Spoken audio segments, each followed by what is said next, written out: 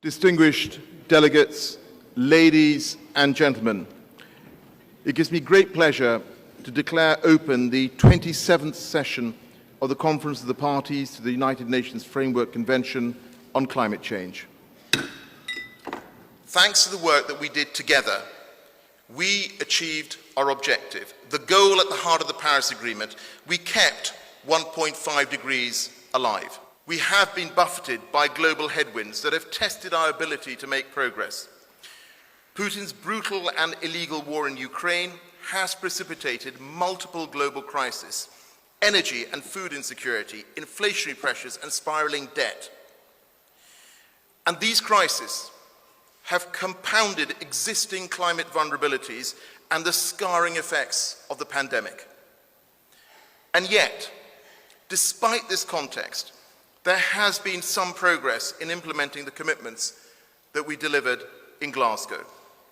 Over 90% of the global economy is now covered by a net zero target, up from less than 30% when the UK took on the COP26 role. Friends, we are not currently on a pathway that keeps 1.5 in reach.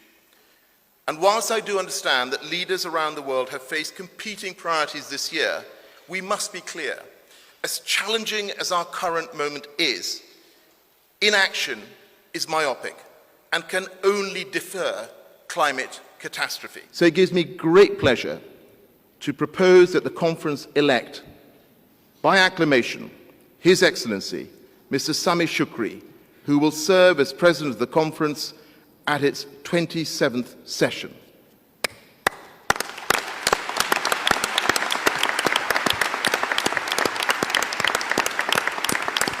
I therefore declare His Excellency, Mr. Sameh Shoukry, elected President of the 27th session of the Conference of the Parties. Welcome, Mr. President. I particularly welcome the agreement of the parties to include a new agenda item on funding arrangements to respond to loss and damage. This creates, for the first time, an institutionally stable space on the formal agenda of the COP and the Paris Agreement to discuss the pressing issue of funding arrangements needed to deal with existing gaps in responding to loss and damage. Inclusion of this agenda reflects a sense of solidarity and empathy with the suffering of the victims of climate-induced disasters. And to this end, we all owe a debt of gratitude to activists and civil society organizations who have persistently demanded a space to discuss funding for loss and damage, and thus provided the impetus needed to bring this matter forward.